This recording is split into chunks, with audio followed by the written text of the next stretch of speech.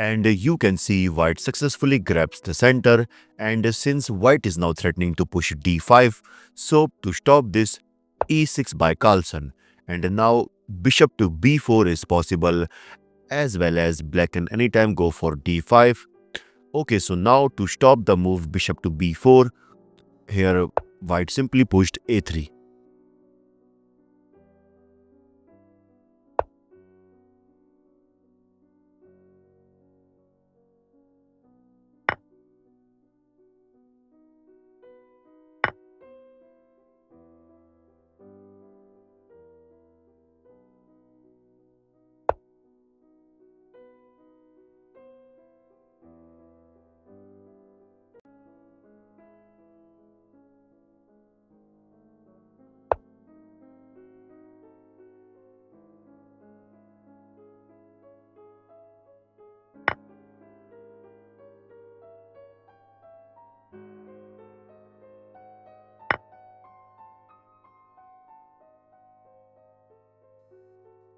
Okay, so now white pushed e3, and in the next move, bishop to d3 is coming, so that he can exchange this bishop. Okay, so here Carlsen pushed d6, so that he can develop this knight on d7, and after that, bishop to d3, asking for bishop exchange, which is obviously in the favor of white, because by exchanging the bishops, you can see white will develop this queen to this d3 square. So that's why Carlsen brings back his bishop to b7, and after that white finally castled.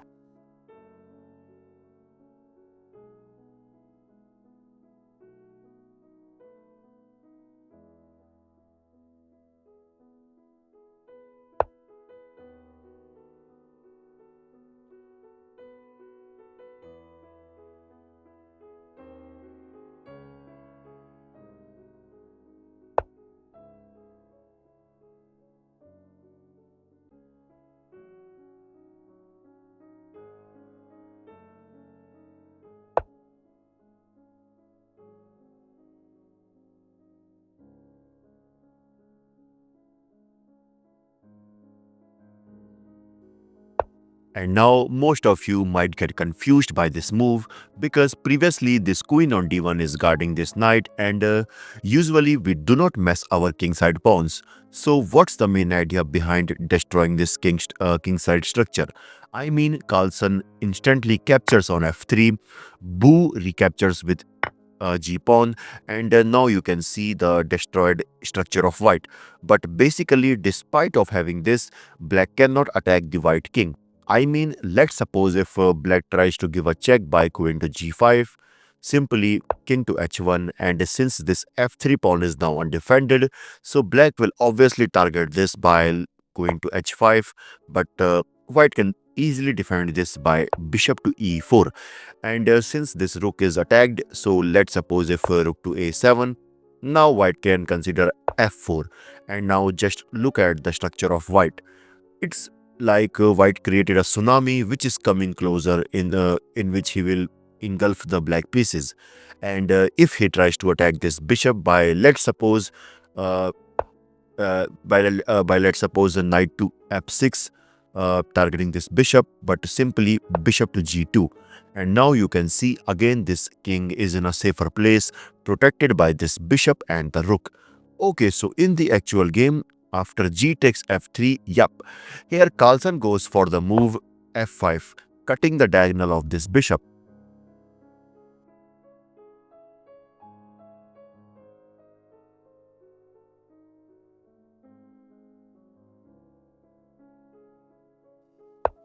And after that, g5, trying to open the g file so that he can place this rook on g8, which is, you can see.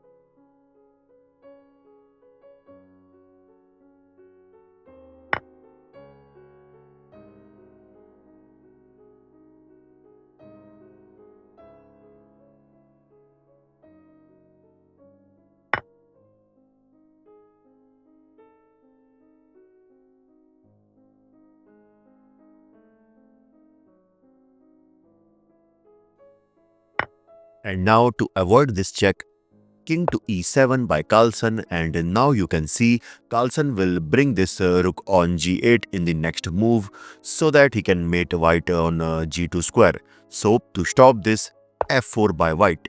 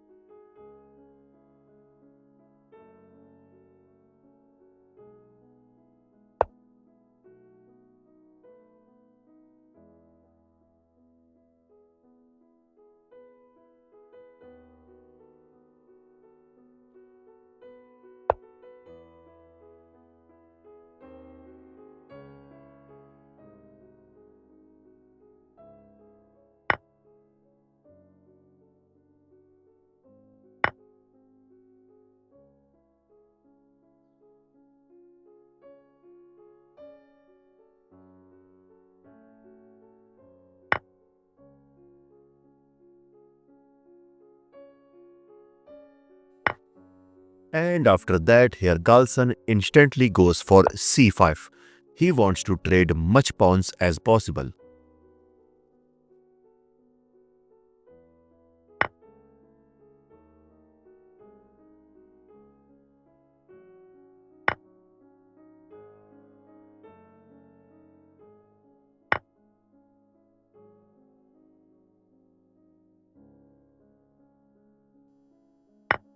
And now you can see it's not easy for white to infiltrate towards the black position due to this c4 and this f5 pawn of black, which is blocking the route of this.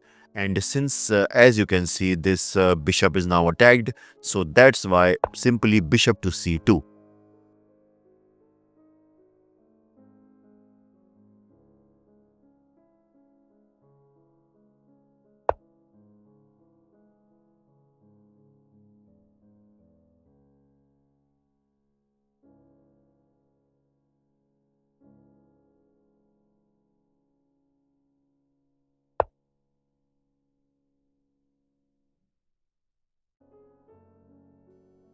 Okay, so now after this, Carlsen pushed e5. A good move by Carlsen, asking for pawn exchange, which will give benefit to black if, let's suppose, if he captures on e5 with a check, simply d takes e5. And, and now you can see black is controlling these powerful squares. So that's why after the move e5, here white brings his king further to f3.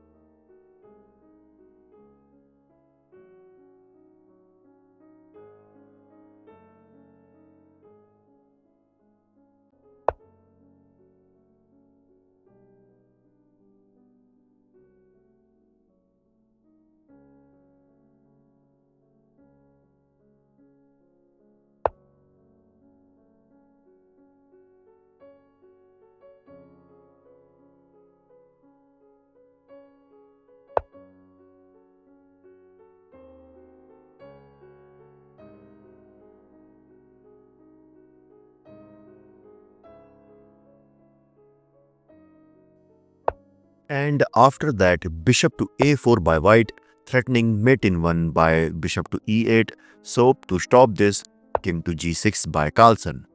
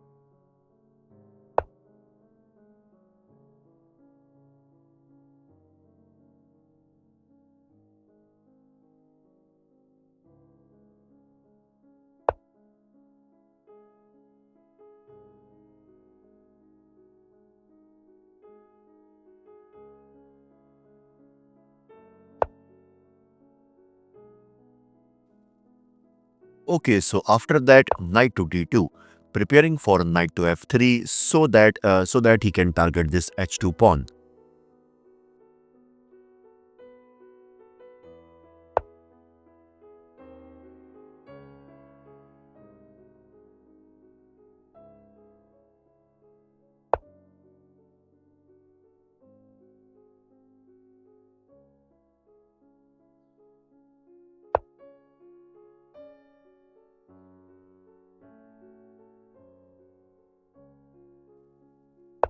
And now it's important for white to keep this bishop on this diagonal because as you can see, it's also guarding this c4 pawn.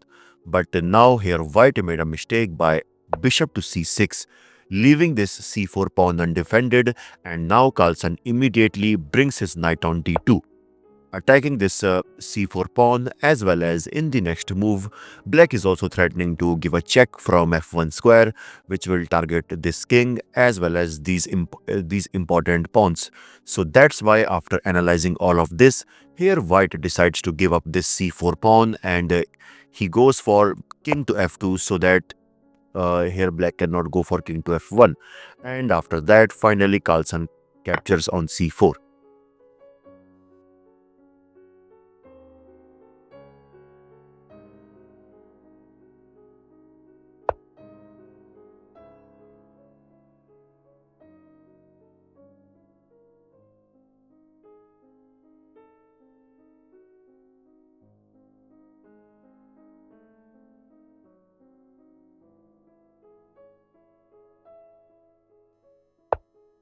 And as you can see in the next move, this king will go to this e6 square. So to stop this, bishop to d5 by white.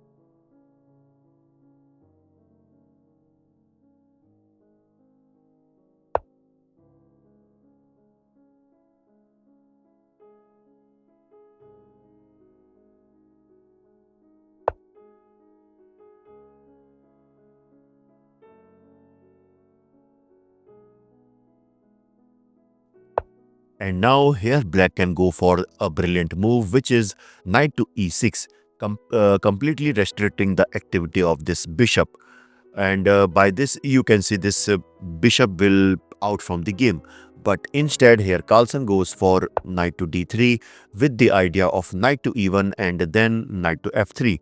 So to stop this, king to d2 is recommended for white, but he missed that move, and instead he made a mistake by king to d4.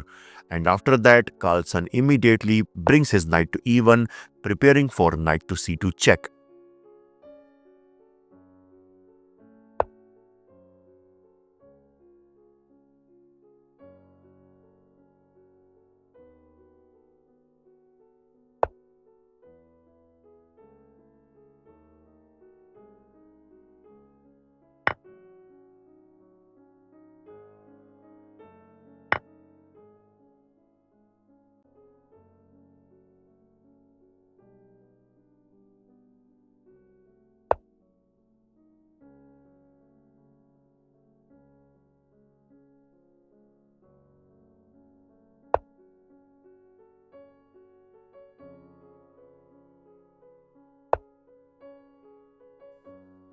And in this position, the final move by Carlsen is knight takes f4, and here Xiangzhi resigned, because clearly you can see black is 2 pawns up, supported by this knight and this king.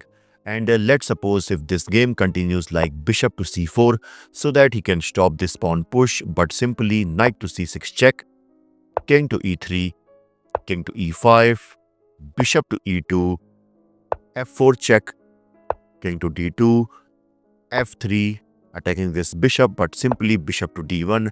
And now you can see slowly these 2 pawns will go further, and knight to d4, h5, e2, targeting this bishop. And so only move is this, and after that f takes e2, king to f2, king to e4, king to e1, king to d3, king to f2, and finally king to d2. And now you can see no one can stop this pawn from promotion.